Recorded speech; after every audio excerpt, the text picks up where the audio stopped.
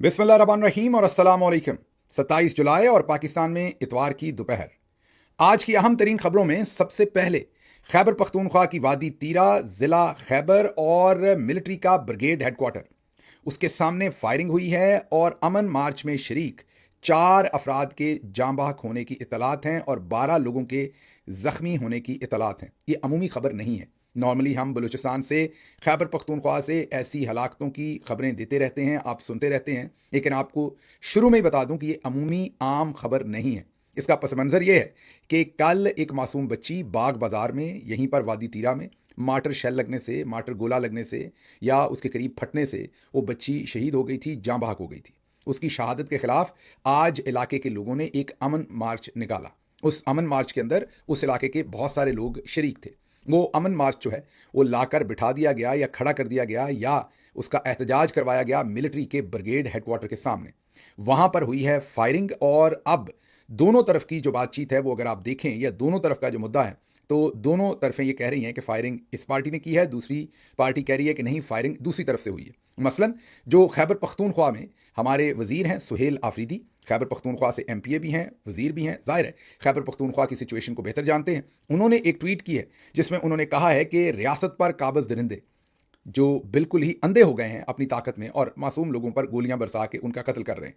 हम पर वो जंग मुसल्लत कर रहे हैं जो हम नहीं चाहते। जो लोग अमन चाहते हैं उन पर जंग मुसल्लत की जा रही है, ये कहना है सुहेल अफरीदी का। वाजे तौर पर यहां पर इस ट्वीट से वाजे होता है कि ये गोली कहां से चली। जब वो ये कह रहे हैं कि रियासत पर काबज़ दरिंदे, तो नज़र ये आ रहा है कि शायद यहां से उनका कहना बड़ा वाजे है कि ये रियासती इदारों की तरफ से, मिलिट्री का ये जो ब्रिगेड हेडक्वार्टर है, इसकी तरफ से गालिबन गोली चली है। और इस सिचुएशन में अब 12 लोग जख्मी हैं अभी तक की इतलात में, और 4 वहां पर शहादतों की या जाँ बहक होने की जो खबरें हैं वो सामने आ रही हैं। अब ये आग से खेलने से मुतरादिफ सूरत हाल है जो बनती जा रही है, क्योंकि आप समझ ही सकते हैं कि इमरान खान जेल के अंदर है। और इमरान खान का जिक्र यहाँ मैं कहाँ से ले आया, वो इसलिए ले आया कि खैबर पख्तूनख्वा ने 2/3 से ज़्यादा मेजॉरिटी इमरान खान को दी है। इमरान खान इस वक्त पाकिस्तान के वाहिद लीडर हैं जिन्होंने पूरी कौम को एक मुट्ठी में जकड़ा हुआ है या इकट्ठा किया हुआ है या एक लड़ी के अंदर पिरोया हुआ है। बाकी जो हमारे छोटे सूबे हैं उनके बहुत सारे इख्तलाफात या उनके बहुत सारे खदशात जो हैं हमारे रियासती इदारों से भी हैं, और सूबा पंजाब की एलीट जो है, अशराफिया जो है, भले ब्यूरोक्रेसी हो, भले फ़ौज हो, भले बिजनेस में हो, सबके साथ उनके बहुत सारे खदशात भी हैं, उनके बहुत सारे एतराज़ात भी हैं, गिले भी हैं, गुस्से भी हैं। एक इमरान खान है जो सबको इकट्ठा कर सकते हैं। खैबर पख्तूनख्वा जहाँ पर वज़ीरिस्तान के ऑपरेशन हों या सवात के ऑपरेशन हों, उनके ज़ख्म अभी तक नहीं भरे। याद कीजिए पिछले व्लॉग में ही ये बताया जा रहा था कि 94,000 लोगों को वादी तीरा से निकालने का फैसला किया है और वहाँ पर ऑपरेशन करने का फैसला किया गया है। अभी आप देखिए, अभी सिर्फ फैसला किया गया था तो वहाँ पर सिचुएशन किस तरह की इरप्ट हो गई है। तो इसमें मैं यही कहूँगा कि ऐसी सिचुएशन के अंदर जो मिलिट्री लीडरशिप जो है, मसलन आसिम मुनीर और उनके साथी, उनको ये समझ नहीं आ रही कि ऐसी जगह पर जो तगड़ी पॉलिटिकल पार्टीज होती हैं वो ही सीमेंट का काम करती हैं, वो बुनियादी तौर पे सब चीज़ों को जोड़ती हैं, लेकिन ताकत का नशा हम पर इतना है कि हम लगातार गलत फैसले कर रहे हैं। अब ये जो सिचुएशन है, खुदा ना करे ये मजीद ख़राब हो, ये खुदा ना करे कि वहाँ पर मजीद आग भड़के, खुदा ना करे कि ये गोली कहीं रियासत की तरफ से ना चली हो। अगर इस तरफ से चली है तो आप समझ ही सकते हैं कि ड्रोन हमलों में पिछले महीने के अंदर कोई मेरे ख्याल 18 लोग शहीद हो चुके हैं खैबर पख्तूनख्वा के अंदर पिछले 2-3 महीनों के अंदर। तो लोगों के अंदर गम गुस्सा है, एक तरफ दहशतगर्दों से वो बेचारे जाँ बहक हो रहे हैं, दूसरी तरफ से रियासती इदारों के भी निशाने पर तकरीबन वही लोग हो जाते हैं। तो सूरत हाल जो है वो दिन ब दिन दिगरगूं हो रही है। मेरी गुजारिश यही है कि रीसेट करें सारे सिस्टम को। ये चीज़ें बहुत दूर जा रही हैं, कहीं ऐसा ना हो कि हम अपने मुल्क को ऐसा नुकसान पहुंचाएं जो हम में से किसी ने भी ना सोचा हो, ना गुमा कर रहा हो। मैं सेक्टर कमांडेंट तिरा से ये पूछना चाहता हूं कि आपको ये अख्तियार किसने दिया कि पुरअमन शहरियों पे आप गोली चलाए? हमने तो ये बंदूक इंडियन को मारने के लिए दिया है, कौम के बच्चों को शहीद करने नहीं दिया। अगली खबर की तरफ चलेंगे, क्योंकि जैसे मैंने कहा कि ये जो खबर है ये अभी डेवलपिंग स्टोरी है, हमें इसके बारे में हतमी तौर पर कुछ पता नहीं है। जैसे मैंने आपको बताया कि वहाँ पर अभी तो 4 वहाँ पर लोगों के जाँ बहक होने और 12 के ज़ख्मी होने की, अब हो सकता है 2 घंटे के बाद ये सिचुएशन बिल्कुल डिफरेंट हो। अभी तक दोनों साइड का वर्जन मैंने आपके सामने रख दिया है। 2 मोतबर जो नाम हैं उनके मैंने आपके सामने ट्वीट्स रख दिए हैं। ये ग्राउंड में कोई अभी आधा पौना घंटा पहले ये खबर, या घंटा पहले ये खबर मीडिया पर आई है, तो अभी ये डेवलपिंग स्टोरी है। अगली खबर की तरफ चलते हैं। अगली खबर बहुत ही इंटरेस्टिंग है, आप सुनेंगे तो हैरान होंगे। एक तरफ वादी तीरा में क्या हो रहा है, वादी तीरा में हमने ऑपरेशन करना है, 94,000 बंदे को निकालना है। दूसरी तरफ सिगरेट, जी हाँ, सिगरेट बनाने वाली फैक्ट्रियों को अब पाक फौज कंट्रोल करेगी। आपको लग रहा होगा मैं मजाक कर रहा हूं, नहीं, ये कल डीजी आईएसपीआर साहब की तरफ से टिकर्स जारी किए गए हैं, लेकिन बेचारे शहबाज शरीफ का नाम बीच में लिखा गया है। टिकर उधर से इशू है, लेकिन डाल शहबाज शरीफ के ऊपर दिए गए हैं। लेकिन चलें, फैसला तो शहबाज शरीफ से ही करवाया है, इसमें तो कोई गलत नहीं है। पाकिस्तान के अंदर जो सिगरेट बनाने वाली बहुत सारी कंपनीज है, मैं किसी एक का नाम नहीं लेता, उनमें ज्यादातर लोग टैक्स चोरी करते हैं। सिगरेट अगर वो 1000 बनाते हैं तो मार्केट में बेचने के बाद वो बताते हैं कि हमने तो सिगरेट सिर्फ जो है वो 100 बनाया या 200 बनाया, मतलब बहुत बड़ी तादाद में टैक्स चोरी करते हैं। मौजूदा हुकूमत कहती है 300 अरब का टैक्स चोरी कर रहे हैं। अच्छा, मुझे याद है जब इमरान खान साहब की हुकूमत थी तो मैं उन मीटिंग्स में होता था। हम इमरान खान साहब ने ट्रेस एंड ट्रैक एक सिस्टम पूरी दुनिया में मुरव्वजा तरीका है ऐसी टैक्स चोरी पकड़ने के लिए। डिजिटल टेक्नोलॉजी के थ्रू AI भी उसमें इस्तेमाल होती है, ऐसे कैमराज इंस्टॉल कर दिए जाते हैं जो तमाम जितनी भी क्वांटिटी अंदर आती है और जाती है उसको वो मॉनिटर करते हैं और ऑटोमेटिकली सिस्टम्स के अंदर अपडेट करते हैं। जब वो कैमराज लगाने की और ट्रेस एंड ट्रैक सिस्टम लगाने की बारी आई तो जनरल बाजवा साहब ने अपना किरदार अदा किया और इमरान खान के उस प्रोजेक्ट को फेल किया। ना सिर्फ ट्रेस एंड ट्रैक को फेल किया जिसमें से ये टैक्स की चोरी पकड़ी जा सकती थी, बल्कि जो बंडल आइलैंड सिंध के अंदर कर रहे थे इमरान खान, उसको भी उन्होंने ही फेल किया। इसी तरीके से जो लाहौर के अंदर वो प्रोजेक्ट करना चाह रहे थे उसको भी बाजवा साहब ने फेल किया।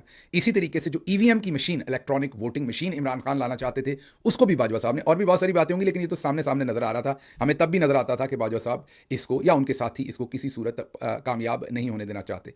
तो अब इसकी क्या वजह है? इसकी वजह यह है कि ये जो सिगरेट बनाने वाली कंपनीज हैं, क्योंकि ये बड़ी तगड़ी हैं, ये लॉबिंग भी करती हैं, माल पानी भी लगाती हैं, ये लोगों के ज़मीर भी खरीदती हैं और हर तरह से कुछ तो इनके अंदर में से कोई सेनेट में पहुंचे हुए हैं, कुछ मालकान सेनेटर बने हुए हैं, कोई कुछ बना हुआ है, कोई कुछ बना हुआ है। तो ये बड़ी तगड़ी लॉबी है। इमरान खान ने इनको हाथ डाला था। मसलन आप ये देख लीजिए कि जो हमारी बाजी मरियम औरंगजेब है, उनके जो शौहर है वो एक बहुत बड़ी सिगरेट बनाने वाली कंपनी के अंदर वो भी बड़े ओहदे पर हैं। फवाद चौधरी बार बार कह चुके हैं कि उन्होंने कई दफ़ा ये मीडिया पर बयान दिए कि ये जो मरियम औरंगजेब साहबा हैं, इनके शौहर जो हैं वो मरियम औरंगजेब को इस्तेमाल करते हुए उनकी जो कंपनी है वो फ़ायदे लेती रही है। ये रिपोर्टेडली या फवाद चौधरी साहब के मुताबिक उन्होंने ये स्टेटमेंट्स दी हुई हैं कि ये इनकी जो पॉलिटिकल पोजीशन है उसका फ़ायदा वो लेते हैं। तो ये ताने बाने बहुत गहरे हैं सिगरेट के पूरे काम के। लेकिन अब इसका हल क्या निकाला हमने? हल हमारे पास वही है जो फील्ड मार्शल साहब हर चीज़ का निकालते हैं। हल ये है कि अब मिलिट्री की 2 प्लाटून जो है, मुझे नहीं पता प्लाटून में कितने लोग होते हैं, लेकिन मेरा ख्याल है कोई 50, 60, 70 तो कम से कम होते ही होंगे या 80। ये जो भी फौज के अंदर अफसरान हैं या जो हमारा ये व्लॉग देखते हैं वो मेजर हैं, कर्नल हैं, ब्रिगेडियर हैं, प्लीज़ रहनुमाई कीजिएगा, मैं नहीं जानता, मेरी माजरत। लेकिन ये खबर पक्की है कि 2 प्लाटून जो हैं वो यहाँ पर लगेंगी। कुछ लोग कहते हैं शायद 150 के करीब लोगों को यहाँ पर अफसरान और जो दूसरे एहलकार होंगे 150 के करीब होंगे जो इस फैक्ट्री के ऊपर बैठाए जाएंगे। इस फैक्ट्री में होता क्या है, जो हरा पत्ता है, टबैको आपको पता है कि जैसे पालक होती है, या मजाक ना मेरा बना लीजिएगा, मैं जिनको टबैको का नहीं पता उनको बता रहा हूँ, वैसे मुझे पता है वो पालक नहीं होती जाहिर है, लेकिन वो ग्रीन रंग का उसका पत्ता होता है, थोड़ा मोटा और काफ़ी बड़ा पत्ता होता है टबैको का। उस पत्ते को बाद में जब प्रोसेस करते हैं तो उसको फिर जाहिर है जो सिगरेट के अंदर जिस तरह का टबैको होता है ड्राई और ब्राउनिश, उस तरह का टबैको वो उस ग्रीन पत्ते से बहुत सारी उसकी प्रोसेसिंग होती है, जिसके बाद वो उस तरह का वो जो फैक्ट्री है जहाँ पर वो सारी प्रोसेसिंग होती है वहाँ पर Imran Khan track and trace system लगाना चाहते थे ताकि कितना टबैको अंदर आ रहा है उसका पता जो है और कितना टबैको बन के वहाँ से निकल रहा है उस हिसाब से टैक्स लगा दिया जाएगा। अब वो करने की बजाय अब हमने वहां पर 2 प्लाटून बैठा दी हैं। फौजी भाई जो हैं वो पता नहीं वहां बैठ के एक सिगरेट भरेंगे जो वहां पर टबैको होगा उसको तोलेंगे या क्या करेंगे। अब ये कहीं ये ना हो कि जो जवान सिगरेट नहीं पीते उसे आप तंबाकू के अंदर रखें, वो सिगरेट ही पीना शुरू कर दें बेचारे। और शुक्र करें आने वाले दिनों में तो आपको पता ही है भंग की भी हम काश कर रहे हैं और भी चीज़ें कर रहे हैं दवाइयाँ बनाने के लिए। अब कहीं उस तरफ भी ना प्लाटून लगा दीजिएगा, कोई किसी नए ना चक्कर में हम पड़ जाएं कि हम सारे सिगरेट के भी माहिर हो जाएं, भंग के भी माहिर हो जाएं, और अगर कोई सूटा मार लें तो ये ना उधर से कोई जंग वंग शुरू हो जाए और हमने सूटे मारे हुए हों। तो थोड़ी सी मेहरबानी करें हुजूर, हर चीज़ में आप हमारे इस इदारे को घुसा रहे हैं। दूसरी तरफ आप देखें खैबर पख्तूनख्वा में तीराबादी और दूसरी जगहों पर हमारे साथ क्या हो रहा है। आप यहाँ ट्रैक एंड ट्रेस सिस्टम की जगह पर 2 प्लाटून लगा रहे हैं। दिस इज़ वेरी अनफॉर्चुनेट कि हम अपनी फौज को हर चीज़ के अंदर, कल को अब ये इल्ज़ामात लगने शुरू हो जाने हैं कि वहाँ करप्शन हो रही है और जो 2 प्लाटून लगाई उनके अफसरान और एहलकार जो हैं वो मिलके इस टैक्स को खा रहे हैं। बिल्कुल ऐसे ही जैसे बॉर्डर पर हमारे लोग लगे हुए हैं लेकिन वहाँ से आपके सामने स्मगलिंग होती है, धड़ल्ले से हर रोज़ होती है। और इसी तरीके से एयरपोर्ट्स के ऊपर आपके सामने वीडियोज़ आ चुकी हैं कि जो ANF है जिसके अंदर आर्म फोर्सेस के ही लोग वहाँ बैठे होते हैं, वो भी वीडियोज़ आ चुकी हैं कि वो भी कई दफ़ा पैसे पकड़ते हुए उनकी वीडियोज़ भी आई। तो ये हम जब सिविलियन एरिया के अंदर फौज को इतना पेनिट्रेट करवाते हैं तो उससे फौज का जो एक फौज, क्योंकि कौम का वकार होती है, कौम पूरी कौम अपनी, कोई भी कौम जो है वो अपनी फौज से मोहब्बत करना चाहती है, फौज को कंट्रोवर्शियल नहीं करना चाहती। लेकिन जब हम सिविलियन एरिना के अंदर फौज को बार बार लेके आते हैं तो हम फौज को खुद से ही कंट्रोवर्शियल करने की कोशिश करते हैं। तो ये थोड़ी सी नज़रसानी कीजिए, मेहरबानी कीजिए, ये काम ना कीजिए, ये मेरी गुजारिश है। अगली खबर की तरफ चलते हैं। इसहाक डार साहब ने, एक तरफ तो हमारा हाल ये कि हमारी 2 प्लाटून जो है वो सिगरेट टबैको और सिगरेट भरेंगी, बेचेंगी, टबैको सुखाएंगी, इस काम पे लगा दी हमने। दूसरी तरफ इसहाक डार कह रहे हैं कि हम चीन और अमेरिका के दरमियान पुल का किरदार अदा कर सकते हैं और दोनों ममालिक को करीब ला सकते हैं। माशाल्लाह माशाल्लाह। अब मैं ज़रा अगली 2 खबरें देता हूँ, इसमें मैंने कोई तजिया नहीं करना। चले हैं हम मतलब चौधरियों की लड़ाई में, हाथियों की लड़ाई में जो चिड़िया है वो फुदक रही है, तो हमने पुल का किरदार अदा करना। ज़रा अगली 2 खबरें सुन लें, फिर आपको अंदाज़ा हो जाएगा। अगली खबर ज़रा सुनिए, वो ये है कि इस्लामाबाद में गधे का गोश्त, फूड अथॉरिटी का तरनौल में बड़ा छापा, कोई तकरीबन 25 मन वहां से गधे का गोश्त बरामद हुआ है। एक गैर मुल्की भी गिरफ्तार हुआ है। गोश्त जो है वो बैरून मुल्क भी भेजा जा रहा है, अंदरून मुल्क भी बेचा जा रहा है, और बहुत सारे वहां पर 50 से जायद जिंदा गधे भी पकड़े गए हैं। जी हाँ, 50 से जायद जिंदा गधे अंदर थे, जो स्लॉटर हाउस था, वहां गधे बेचारे जाहिर है ज़िबा होने गए थे वो, और उसके साथ साथ जो 25 मन जो गोश्त है गधे का वो वहां से बरामद हुआ है। तो हमने चीन और अमेरिका के दरमियान ब्रिज बनना है, और हालत हमारी ये कि हमें ये नहीं पता कि हम खोते का गोश्त खा रहे हैं, मैं गधा जानबूझ के नहीं कह रहा, या कुत्ते का गोश्त खा रहे हैं, हमें नहीं पता, लेकिन बनना हमने ब्रिज है चीन और अमेरिका के दरमियान, नीचे नहीं। अगली खबर सुन लीजिए, उससे भी आपको हंसी और आएगी। करेंसी डीलर्स ने ISI से मदद मांग ली, डॉलर की स्मगलिंग शुरू हो जाए तो इदारों को हरकत में आना पड़ता है। कल खबर परसों रिलीज करवाई थी, जो हमने आपसे शेयर की थी। बोस्तान खान साहब ने एक प्रेस रिलीज जारी की थी कि हमारी मुलाकात DGC फैसल नसीर साहब से हुई है, और उन्होंने हमसे पूछा है कि डॉलर क्यों महंगा हो रहा है। हमने उन्हें बताया इसलिए हो रहा है, फिर उन्होंने एक्शन लिया। वो जाहिर है वो खबर अच्छे तरीके से नहीं गई, ना जानी थी, वो खबर ही अच्छी नहीं थी, उसकी डायरेक्शन ही अच्छी नहीं थी, वो पता नहीं किसने करवा दी थी। बोस्तान खान साहब से हो गई, वो भी हो सकता है ट्रैक एंड ट्रेस वाले सिस्टम पर सिगरेट भर रहे हैं बोस्तान खान साहब बैठे, उनको भी समझ नहीं आई कि क्या रिलीज जारी करनी, उन्होंने रिलीज जारी कर दी। अब उस रिलीज को रिवर्स करने की अगले दिन कोशिश की जा रही है, और अब खबर क्या लगवाई गई है कि DGC ने इनको नहीं बुलाया था, बल्कि इन्होंने उनसे मदद मांगी थी। भाई इनको मदद मांगने की क्या जरूरत है? डॉलर का रेट ऊपर हो या नीचे हो, उससे मनी चेंजर को क्या फर्क पड़ता है? उसने तो अपना कमीशन कमाना है, उसने को डॉलर घर में थोड़ी बनाने हैं जो उसकी कॉस्ट ज्यादा हो जाएगी। ये ऐसे ही है, अगर आप एक किराने की दुकान पे हैं, पीछे से चीज महंगी हो जाती है, आप आगे महंगी बेचेंगे, आपको उसमें क्या परेशानी है? तो बहरहाल क्योंकि कल खबर गलत चली गई थी और उससे हजीमत हुई थी कल, और जाहिर है ये खबर बनती भी नहीं थी कि बोस्तान खान साहब ये बताएं कि ISI के जो DGC हैं उन्होंने हमें बुलाया है और बुला के ये कहा है कि डॉलर क्यों ज्यादा हुआ है, और फिर उन्होंने एक्शन लिया और 60 पैसे डॉलर कम हो गया। तो उस खबर से हजीमत ज्यादा हुई, फायदा कम हुआ, इसलिए अब उस खबर को तरोड़ मरोड़ कर पेश किया गया है, और ये कहा गया है कि असल में मनी चेंजर्स ने ISI से मदद मांगी थी। मतलब उन्होंने FIA से नहीं मांगी, IBC ने नहीं मांगी, इंटीरियर मिनिस्ट्री से नहीं मांगी, पुलिस से नहीं मांगी, वजारत सनत व तजारत से नहीं मांगी, नहीं, सीधा ISI से उन्होंने मदद मांगी। माशाल्लाह, शशके हैं जी। और हमने ब्रिज बनना है चीन और अमेरिका के दरमियान, आपने ये भूलना नहीं। अगली खबर बहुत ही मजेदार है, अब आपने पूरी तवज्जो से ये खबर सुननी है, और ये मेरा ख्याल इस व्लॉग की सबसे तगड़ी खबर है। ये एक लाहौर चैम्बर के सदर हैं मियाँ अबूजर शाद साहब, और क्या ज़बरदस्त आदमी है, क्या मुहिब वतन आदमी है। इनके एक एक लफ्ज़ से खूने जिगर टपक रहा है, इनके एक एक लफ्ज़ से हुब्बुल वतनी जो है वो टपक रही है, इनके एक एक लफ्ज़ के अंदर ईमानदारी की खुशबू आ रही है, इनके एक एक लफ्ज़ से पता चल रहा है कि इनके सीने में दर्द है, दिल वाला नहीं, कौम का। तो ये पहले सुनिए, इनके हत्थे चढ़ गए एहसन इकबाल, इन्होंने जो एहसन इकबाल की दुर्गत बनाई, एहसन इकबाल को छुपने को जगह नहीं मिल रही थी, वो बेचारे आगे से माफिया मांग रहे थे, इन्होंने उन्हें माफिया कह दिया तुम लोग डाकू हो, 40 साल से हुकूमत कर रहे हो, 200 अरब तुम लोगों का बाहर पड़ा है डॉलर, और कुछ उनके पल्ले नहीं छोड़ा। उन्होंने कहा मैंने आपको माफिया नहीं कहा, तुमने कहा है। ये जरा सुनिए अबूजर शाद साहब ने बातें क्या की हैं, लेकिन ये स्टोरी यहां खत्म नहीं होती, मैंने आपको 4 वीडियोस दिखानी है, आप हैरान हो जाएंगे इस स्टोरी का एंगल क्या निकलेगा। ये जरा अबूजर शाद साहब की पहली वीडियो सुनिए। अपने मिनिस्टर साहब की बात बड़ी खूबसूरत लगी इकबाल हसन साहब की कि माफियाज है, तो सर हमारी सियासत में भी तो माफियाज है जो 40 साल से एक ही जगह पे बैठे हैं। IBP का 24,000 अरब रुपए का नुकसान हो गया है, ये माफियाज नहीं तो किया है, और 25,000 अरब रुपए अंडर मैचिंग और स्मगलिंग का हो गया, फंड ट्रेड का, ये भी माफियाज नहीं किया है, और ये जो बजट आपने पेश किया ये माफियाज नहीं किया है। अगर आप माफियाज हमें समझ रहे हैं तो आप माफियाज से कम है, 40 साल से आप हुकूमत में बैठे हैं, आपने क्या तरक्की की है? सुन लिया आपने। अब आपका दिल भी कह रहा होगा कि यार क्या दबंग आदमी है। अब जरा अगली वीडियो सुनिए। अगली वीडियो जो है वो इन्होंने एक प्रेस कॉन्फ्रेंस की है, और बड़ी धुआंधार प्रेस कॉन्फ्रेंस की है इन्होंने, जो टैक्स लगाए गए नए, उसमें इन्होंने कहा है कि इमरान खान की जब हुकूमत थी तो 35% गुर्बत थी पाकिस्तान में। गलत कह रहे हैं, 35 नहीं थी गुर्बत, जो है वो 20 के आंकड़े में थी, 30 के आंकड़े में नहीं थी, लेकिन चले कह रहे हैं अबूजर साहब, उन्होंने कहा 35% गुर्बत थी और अब 45% गुर्बत हो गई। बड़े दबंग तरीके से ये कहा उन्होंने कहा कि 135 अरब इन्होंने IMF का देना है, हमसे पूछ के ये कर्जा लिया था। देखें कितनी दबंग बातें करता है ये बंदा, मुझे तो बड़ी परेशानी, इतना सच बोल रहा है ये बंदा। फिर उन्होंने कहा यूके के पास टोटल 13 गाड़ियां, वहां की गवर्नमेंट के पास, हमारे यहाँ ब्यूरोक्रेसी और सारे मिलके 1 लाख गाड़ी चला रहे हैं, उनका पेट्रोल, उनका खर्चा। हमने कभी बिजनेसमैनों ने पूछा कि वो कौन दे रहा है, कैसे दे रहा है, तो आप लोग जवाब दें हमें, आप जवाब क्यों नहीं देते। फिर उन्होंने कहा कि 8200 अरब तो आप सूद में अदा कर रहे हैं। 8200 8200 अरब आप सूद में अदा कर रहे हैं। हमसे पूछ के कर्जे लिए थे आपने। फिर उन्होंने कहा कि ये जो आपने 24,000 अरब, जी हाँ, ये स्टेटमेंट उन्होंने दी कि 24,000 अरब रुपए के नुकसान हुए हैं आईपीपीज के अंदर, ये बिजली के। उन्होंने कहा वो पैसा आप खा गए, किकबैक्स की शक्ल में पैसा दुबई में पड़ा हुआ है आपका। ये हुकूमत को कह रहे हैं वो, एहसन इकबाल के तो मुंह पे उनकी बेइज्जती की, ये प्रेस कॉन्फ्रेंस करके पूरी हुकूमत को कह रहे हैं कि किकबैक्स में आपके लंदन, स्विट्जरलैंड, दुबई, हर जगह पर पैसे पड़े हैं। ये जरा अफगान ट्रेड में वो कह रहे हैं 200 अरब डॉलर जो है, 2000 अरब जो रुपया है, 2000 अरब रुपया वो चोरी कर लिया आपने। ये सब कुछ उन्होंने जो कहा, उसके आखिर पर उन्होंने कहा कि मैं अगर मर गया तो मैं शहीद हूंगा और मेरी मौत की जिम्मेदार मौजूदा हुकूमत होगी। और सीने पे हाथ मार के उन्होंने कहा कि मैं किसी से नहीं डरता, जो किसी ने करना कर लो, है ना। मुझे तो लगता है ये बंदा तो जो है भगत सिंह निकला है बिजनेसमैन कम्युनिटी में। क्या जबरदस्त आदमी। ये प्रेस कॉन्फ्रेंस का एक छोटा सा टुकड़ा सुनिए, अभी 2 वीडियोस रहती हैं, वो मैंने सुनवानी है, आपने मेरे साथ रहना है। ये सुनिए वीडियो। जिस दिन इन्होंने इमरान खान की हुकूमत टैकल की है, उस दिन आपके पास 35% सत्ता गुर्बत थी और ये समझदारों ने 45% कर दिया है। 135 अरब डॉलर आपने देना है IMF का, उसका हिसाब वजीर चला रहे हैं, उसका हिसाब देना कितना पेट्रोल बनता है। और भाई 8,200 अरब रुपया आप सूद दे रहे हो। अगर लिया तो बताओ कहां खर्च किया है। वो सारी किक बैग में लंदन पड़ा है, दुबई पड़ा है, अमेरिका पड़ा है, स्विट्जरलैंड में पड़ा है। वो किन के अकाउंट है? मैं बड़े सीधे लफ्ज़ में कहता हूं, कोई इस पर की चुपी नहीं है। TTR पे अगर मुझे कुछ हो तो मौजूदा हुकूमत पे इसका कत्ल का पर्चा होना चाहिए। मैं अपना राइट मांग रहा हूं, मैं टैक्स पेयर हूं, मेरा हक है कि मेरा 100 रुपया टैक्स है। सुन लिया आपने।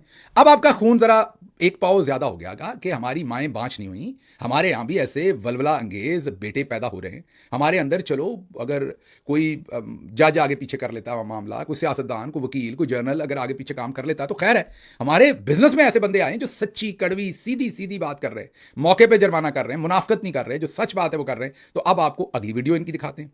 ये वीडियो है जब इन्होंने PTI का धरना और एहतजाज हो रहा था तब रिकॉर्ड करवाई थी। इन मौसूफ ने कहा था ये जो एहतजाज है ना, ये मुल्क के बड़ा खिलाफ है, इससे इंतशार फैल रहा है और इस एहतजाज से हर घंटे 8 अरब रुपए का नुकसान हो रहा है। फिर इनकी गिनती पता नहीं कहां से शुरू हुई, कैसे किसी ने इनकी गिनती इतनी तेज कर दी। इन्होंने कहा दिन में 200 अरब, वो 24 घंटे से भी काम ऊपर निकल गया, 24 घंटे से भी काम ऊपर निकल गया। 8 अरब घंटे का मल्टीप्लाई कर लीजिए, ये 24 घंटे से ज्यादा निकलेगा काम। उन्होंने कहा कि 200 अरब 24 घंटे में जो है वो मुल्क के ज़ाया हो रहे हैं। और ये जो एहतजाज आप कर रहे हैं इसकी वजह से स्टॉक एक्सचेंज बैठ गई है, मार्केट बैठ गई है। एहतजाज फौरी बंद कर दें और असम्बलियों में बैठ के बातचीत करें। एहतजाज करेंगे तो मुल्क डूब जाएगा। वहां पर ये PTI को भी मशवरा दे रहे हैं। क्या दबंग आदमी, देखो किसी को भी नहीं छोड़ रहा। इसने एहसन इकबाल को माफिया कह दिया। इस बंदे ने जब प्रेस कॉन्फ्रेंस की तो इसने पूरी हुकूमत को माफिया कह दिया। क्या मैं शहीद होने को तैयार हूं, मुझे जो मारेगा कत्ल करेगा मैं शहीद होने को तैयार हूं। यहाँ PTI को भी कह रहे हैं कि 8 अरब 1 घंटे का और 200 अरब 1 दिन का बंद करें ये एहतजाज। क्या ड्रामा लगाया हुआ है ये PTI को भी कह रहा है। ये जो इस वक्त पॉलिटिकली अनस्टेबिलिटी है, इससे आपको अंदाजा होना चाहिए कि 8 अरब रुपया फी घंटे का लॉस हो रहा है, 8 अरब रुपया पर आवर। तो ये जितने फसादात हैं, जितने प्रॉब्लम्स हैं, इनको हल करने के लिए असम्बलियां किस लिए हैं? मैं कहता हूं असम्बलियों को चाहिए, तमाम पॉलिटिशियन को चाहिए, कोई मसला अगर हो नेशनल लेवल का तो उसे असम्बली में बैठ के हल किया जाए, ना कि आप सड़कों पे लोगों के लिए तकलीफ का बाइस बने। आज आपके सामने ये मार्केट वर्स हुई है, ये लिहाज से मार्केट को ऊपर नीचे आना बेहतर है, मगर इस वक्त जो 200 अरब रुपए के करीब नुकसान हो रहा है पर डे, ये उसकी वजह से मार्केट नीचे आई है। अगर आज ही धरना खत्म हो जाए तो मैं समझता हूं कि अगले हफ्ते में within 1 week market 1000 index ऊपर चली जाएगी। अब आपको आखिरी वीडियो सुनवानी। अब ये अच्छे बच्चे बन गए एकदम से। इनका सारा जो इनको इनकलाब आया हुआ है वो निकल गया। कई दफ़ा आप गोलगप्पे खा लेना गंदी जगह से, तो वो जो आपने पहले खाना खाया होता है, माजरत इस एग्जाम्पल के ऊपर, I know it's not very clean, but वो सब कुछ ही निकल जाता है। आखिर पे इन्होंने खा लिया गोलगप्पा बड़े वाला, उससे जितना इनको इनकलाब आया हुआ था वो सारा ही निकल गया। अबूजर शाद, मियाँ अबूजर शाद इनका नाम है। आपने अब जरा गिरगिट की तरह रंग बदलते हुए मियाँ साहब को देखना है। हमारी यही तो मुसीबत है। हाँ, हमें ना सियासतदान असली मिलता है, ना पीर असली मिलते हैं, ना हमें मौलवी साहबान असली मिलते हैं, ना जनरल असली मिलते हैं। जनरल जो है उन्हें सियासतदान बनना है, ना हमें सियासतदान अच्छे मिलते हैं, उन्हें डिक्टेटर बनना है।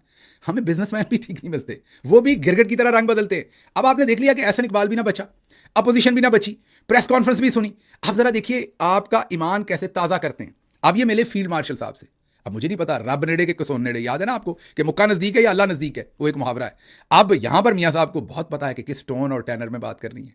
मियाँ साहब ने वहां क्या किया, चुक दो नखरे। याद है ना वो इस्लामाबाद के अंदर नखरे उठाए हुए थे। एक तो आप लोग हंसते बहुत हैं, मैं क्या कहूँ, नखरे उठा चलें, वो आप गेंदे उठाना कह लें, बॉल्स उठाना कह लें। वो जो 2 बॉल्स लगी हुई थी ऐसे करके, उनको एक जनाना हाथ था एक मर्दाना था, वो उठाए हुए थे। शाद साहब ने इसकी भी परवाह नहीं की। उन्होंने कहा कि मैं हाथ डलवाऊंगा, भले जनाना है मर्दाना। उन्होंने दोनों डाल के चुक दिया पूरा ही काम। नखरे, बॉल्स को छोड़ दें, गेंदों को छोड़ दें, उन्होंने नखरे सर के ऊपर से उठा दिए। उन्होंने सबसे पहले कहा, जब वो फील्ड मार्शल साहब से मिले, उन्होंने कहा क्या मुहिब्बे वतन आर्मी चीफ है। 2.5 घंटे हमें सुना। 2 घंटे की मुलाकात जो है वो पता नहीं 3.5 घंटे तक चली गई। 2.5 घंटे हमें सुना, बहुत अच्छा खाना खिलाया, अपने हाथों से नोट्स लेते रहे। वाह वाह वाह, माशाल्लाह, सुभान अल्लाह, क्या रूह परवर मंजर होगा कि फील्ड मार्शल साहब अपने हाथों से नोट्स ले रहे हैं। और अबूजर शाद साहब वारी जा रहे हैं, सदके जा रहे हैं। उन्होंने कहा मैं सैल्यूट करता हूं आर्मी चीफ को, सियासतदान इनसे सीखें, अब सिपा सलार मुल्क की बेहतरी के लिए और कहां कहां जाए। उन्होंने कलब कर ये सवाल पूछा। उसके बाद उन्होंने कहा कि सदियों बाद ऐसी मुलाकातें होती हैं, और उन्होंने कहा कि फील्ड मार्शल इतनी गहराई तक चले गए, कहीं तेल ना निकला है मियां अबूजर शाद साहब, ज्यादा गहराई में फील्ड मार्शल साहब को आपने भेज दिया, ज्यादा गहराई में तो तेल ही निकलता है। सरकार, अब मुझे समझ नहीं कि आप साथ ही गए थे गहराई में या वो अकेले जा रहे थे। चुक प्रोग्राम था, मतलब कि अबूजर शाद साहब ने इतना कि चुक दिया कि मैं भी टेलीविजन पर, मुझे छोड़ें, तलत हुसैन साहब गिर जाने लगे थे। सैयद तलत हुसैन साहब वैसे तो मुनाफिकों के वो भी एक अजीम पाए के ऊपर बैठे हुए हैं, लफाफा सहाफत और मुनाफिकत में तलत हुसैन का कोई, मैं कहता हूं, जोड़ी नहीं है। लेकिन तलत हुसैन भी कुर्सी से गिरने लगा था, क्योंकि इन्होंने कहा कि सदियों बाद ऐसी मुलाकातें होती हैं। जी हां, अबूजर शाद ने कहा कि ऐसी मुलाकातें सदियों के बाद होती हैं। तो जो तलत हुसैन थे, उन्होंने कहा कि सदियां ना कहें, आपकी बड़ी मेहरबानी है, आप साल कह लें कि सालों बाद ऐसी मुलाकातें होती हैं। तो आप जरा खुद ही सोचिए, जरा वीडियो सुन लीजिए, तरोताज़ा हो जाएंगे आप फिर से कि शाद साहब माशाल्लाह कितने ज़बरदस्त नखरे उठाते हैं। और मैं क्या कहूं, नखरे ही उठाते हैं। ये सुनिए। क़याद मुहिब वतन फील्ड मार्शल साहब ने हमारी बात को तकरीबन 2.5 घंटे तक सुना, और जो मुलाकात 2 घंटे के लिए तय हुई थी वो 3.5 घंटे तक चली गई। खाना डिनर बहुत अच्छा दिया उन्होंने, मगर उन्होंने जिस दिलचस्पी से और अपने हाथों से और जिस तरह उन्होंने नोट्स लिखे थे, मैं सलूट करता हूं कि इस तरह काश हमारे पाकिस्तान के सियासतदान इनसे सबक हासिल करें और सीखें कि दुनिया में तरक्की करने के लिए सिपा सलार कहां कहां जाएंगे। फील्ड मार्शल साहब ने जिस मोहब्बत से हम सब कारोबारी लोगों को इज्जत और एहतराम का रिश्ता दिया है, ये सदियों बाद ऐसी मुलाकातें होती हैं जिसमें उन्होंने हर सेक्टर को फर्दन हर सेक्टर के प्रॉब्लम को जाती प्रॉब्लम समझा और एक एक बात को इतनी गहराई तक गए हैं कि मैं समझता हूं कि उन्होंने हमें हमारी फील्ड मार्शल होने का सबूत अदा कर दिया कि उन्होंने किस तरीके से ये तो आपने साबित कर दिया कि ये बड़ी बेहतरीन मुलाकात हुई और आपने लफ्ज सदियों का इस्तेमाल किया। मैं बरसों का लफ्ज इस्तेमाल करते ज्यादा बेहतर था, बरसों का लफ्ज इस्तेमाल करते ज्यादा बेहतर था। सुन लिया आपने, ये है हमारे मुल्क की असल प्रॉब्लम। हमारे मुल्क में हर बंदा जेब में कैंची लेके फिर रहा है, वो जेब काटता है जहां उसको मौका मिलता है। सियासतदान, क्योंकि एहसन इकबाल हमारे मुखालिफ हैं, मुझे तो वो सियासी तौर पर बड़े ही बुरे लगते हैं। आपको पता, मैं तो रेगेता हूं उन्हें अक्सर, क्योंकि मेरे हिसाब से वो भी फ्रॉड ही करते हैं, अपने आप को प्रोफेसर भी लिखे फिरते हैं, सारा ही उनका प्रोफाइल जो है फ्रॉड पे मबनी है। तो मैं उनके बारे में कोई अच्छा गुमान तो नहीं रखता, आपको पता है। लेकिन आप गौर कीजिए कि ये शख्स अली अली करके चढ़ गया उसके ऊपर, सियासतदान के ऊपर, क्योंकि चढ़ सकता था। अपोजिशन के ऊपर भी ये बता रहा है, क्योंकि इसको कहा होगा उस दिन चिड़ियाघर ने या किसी ने कि भाई दे दे मियाँ साहब, दे दो। मियाँ साहब ने ठोक दी वो स्टेटमेंट, क्योंकि उन्होंने कहा था। लेकिन जैसे ही, और प्रेस कॉन्फ्रेंस भी सुनी थी आपने कैसी धुआंधार की, लेकिन जैसे ही फील्ड मार्शल से मिले, ओहो रूह परवर मनाजर थे, फिर तो ईमान ही ताज़ा हो गया। बस फिर नखरे थे कि नीचे ही नहीं कर रहे थे। वाह मियाँ साहब, वाह वाह वाह वाह, मैं कहूँगा। लेकिन अब आपको समझ आई कि मिलिट्री जर्नल्स हों, बड़े बड़े टीवी चैनल्स हों, जर्नलिस्ट हों, और आप ये बिजनेसमैन हों, इन सबको सोशल मीडिया से क्यों नफरत है? क्योंकि सोशल मीडिया ना होता तो ये सब कुछ इस तरीके से खिल के आपके सामने नहीं आना था जो आया। तो इसके साथ ही मैं इजाजत चाहूंगा, जो दोस्त मियाँ साहब को जानते हैं, मेरी तरफ से उन्हें पैगाम दीजिए। मुझे जाती तौर पे मियाँ साहब आपसे कोई मसला नहीं, लेकिन ये जो आपकी परफॉर्मेंस है, वी मस्ट क्लैप। तो आप सब इसके ऊपर अपनी फीडबैक भी दीजिएगा। मुझे यहाँ से इजाजत दें। अल्लाह आपका हामी और नासिर हो। पाकिस्तान जिंदाबाद।